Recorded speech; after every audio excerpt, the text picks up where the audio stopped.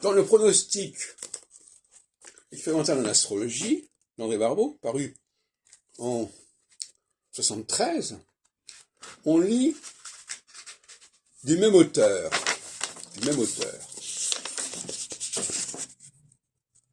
Bon, vous voyez la dernière ligne. Clé pour l'astrologie, édition Segers, 1973. C'est-à-dire que Barbeau était convaincu qu'il allait publier Clé pour l'astrologie. Et il faut bien reconnaître que c'était une satisfaction considérable, parce que la collection Clé est une collection qui n'est pas une collection de ghetto ésotérique.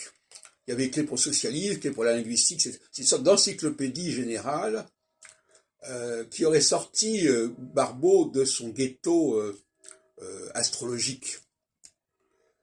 Et en réalité, cet ouvrage-là n'est jamais paru sous le nom de Barbeau, puisqu'il est paru en 1976 sous mon nom. Alors, comment expliquer ce mystère, avec une double couverture d'ailleurs. Donc, Barbeau avait vendu la peau de l'ours avant de l'avoir tué. Il avait annoncé la parution de Clé pour l'astrologie, parce que c'était quand même une très grande satisfaction. De la même façon, d'ailleurs, qu'il n'a pas dû apprécier que je sois l'auteur de l'article Astrologie dans l'Encyclopédia Universalis. Parce que là, encore une fois, c'était une présence de l'astrologie sur le plan encyclopédique.